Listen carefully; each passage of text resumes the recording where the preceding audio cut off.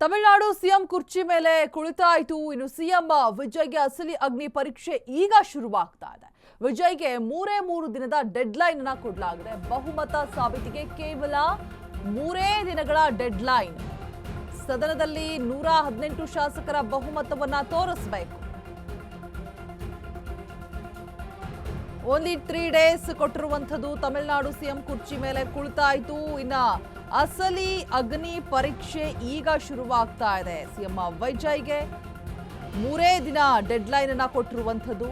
ಬಹುಮತ ಸಾಬೀತಿಗೆ ಕೇವಲ 3 ದಿನಗಳ ಡೆಡ್ಲೈನ್ ಅನ್ನ ಕೊಡಲಾಗಿದೆ. ಸದನದಲ್ಲಿ 118 ಶಾಸಕರ ಬಹುಮತವನ್ನ ತೋರಿಸಬೇಕು. ಹಗ್ಗದ ಮೇಲಿನ ನಡಿಗೆ ಅಂತಿದೆ ವಿಜಯ್ನ ಪರಿಸ್ಥಿತಿ ಸದ್ಯಕ್ಕೆ.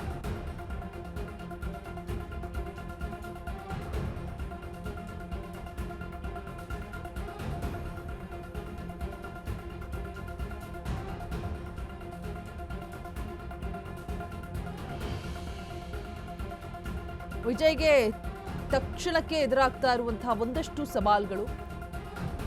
ಪದಗ್ರಹಣ ನಿನ್ನೆ ಆಗ್ಬೇಕಿತ್ತು, ಮೊನ್ನೆ ಆಗ್ಬೇಕಿತ್ತು, ಎಲ್ಲವೂ ಕೂಡ ಒಂದಷ್ಟು ಸಮಸ್ಯೆಗಳು ಎದುರಾಗ್ಬಿಟ್ಟು ಫೈನಲಿ ಇವತ್ತು ನೆರವೇರ್ತು.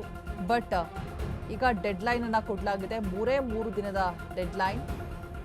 ಸದನದಲ್ಲಿ 118 ಶಾಸಕರ ಬಹುಮತವನ್ನ 3 ದಿನದ ಒಳಗಾಗಿ ತೋರಿಸಬೇಕು.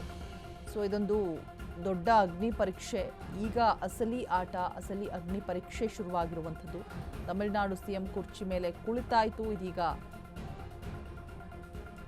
ಸದನದಲ್ಲಿ ಬಹುಮತ ಸಾಬೀತಿಗೆ ಸವಾಲು ಹಾಕಿರುವಂಥದ್ದು. ಸೊ 3 ದಿನ ಮಾತ್ರ ಡೆಡ್ಲೈನ್ ಅನ್ನ ಕೊಡಲಾಗಿದೆ. ಅಸೆಂಬ್ಲಿಯಲ್ಲಿ ಬಹುಮತ ಸಾಬೀತುಪಡಿಸೋದು, ಪಕ್ಷದ ಶಾಸಕರು ಬೇರೆಡೆಗೆ ಹೋಗದಂತೆ ತಡಿಬೇಕು. ಮತ್ತೊಂದು ಕಡೆ ಮೈತ್ರಿಯೋ ಮೈತ್ರಿ ರಹಿತ ಸರ್ಕಾರವೋ ಅನ್ನೋದನ್ನು ಕೂಡ ಸ್ಪಷ್ಟಪಡಿಸಬೇಕಾಗತ್ತೆ. ಕಾಂಗ್ರೆಸ್ ಜೊತೆ ಮೈತ್ರಿಯಿಂದ ಐಡೆಂಟಿಟಿ ಫ್ಯಾಕ್ಟರ್ ಸಮಸ್ಯೆ ಕೂಡ ಇರುವಂಥದ್ದು. ಮೈನಾರಿಟಿ ಸರ್ಕಾರದಿಂದ ರಿಸ್ಕ್ ಜಾಸ್ತಿ ಇದೆ. ವಿಜಯ್ಗೆ ಬೆಂಬಲಿಸಿದ ಎಲ್ಲರೂ ಕೂಡ ಡಿಎಂಕೆ ಮಿತ್ರರು. ಸ್ಟಾಲಿನ್ನ ಕೃಪೆ ಇಲ್ಲದೆ ಕುರ್ಚಿ ಉಳಿಸಿಕೊಳ್ಳೋದು ಕಷ್ಟ. ಸದ್ಯ ವಿಜಯ್ ಬೆಂಬಲಿಸುವವರ ಸಂಖ್ಯೆ 121. ವಿಸಿಕೆ ಬಳಿಕ ಮುಸ್ಲಿಂ ಲೀಗ್ನಿಂದಲೂ ಕೂಡ ಬೆಂಬಲ ಸಿಕ್ಕಿದೆ. ಸೊ ಜನನಾಯಕನ ಬಲ 118ರಿಂದ 121ಕ್ಕೆ ಏರಿಕೆ ಆಗಿದೆ. ಮುಸ್ಲಿಂ ಲೀಗ್ನಿಂದಲೂ ಕೂಡ ಟಿವಿಕೆಗೆ ಬೇಷರತ್ ಬೆಂಬಲ. ಆದರೆ ಸ್ಟಾಲಿನ್ ಆಟ ಆಡಿದ್ರೆ ವಿಜಯ್ ಕುರ್ಚಿಗೆ ಕುಟ್ಟು ಕಟ್ಟಿಟ್ಟ ಬುತ್ತಿ. ವಿಜಯ್ಗೆ ಬೆಂಬಲಿಸಿದಂತಹ ಎಲ್ಲರೂ ಕೂಡ ಡಿಎಂಕೆ ಮಿತ್ರರೇ. ಸ್ಟಾಲಿನ್ ಕೃಪೆ ಇಲ್ಲದೆ ಕುರ್ಚಿ ಉಳಿಸಿಕೊಳ್ಳೋದು ಕಷ್ಟ ಸಾಧ್ಯ. ಅಂದ್ರೆ ಸ್ಟಾಲಿನ್ ನೇರವಾಗಿ ಹೇಳಿರ್ತಾರೆ ಸಪೋರ್ಟ್ ಮಾಡಿ ಅಂತ ಹೇಳ್ಬಿಟ್ಟು ಶಾಸಕರಿಗೆ. ಸೊ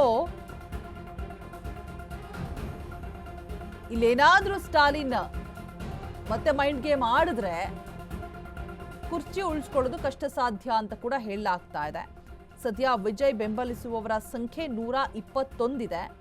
ವಿಸಿಕೆ ಬಳಿಕ ಮುಸ್ಲಿಂ ಲೀಗ್ನಿಂದಲೂ ಕೂಡ ಬೆಂಬಲ ಸಿಕ್ಕಿದೆ.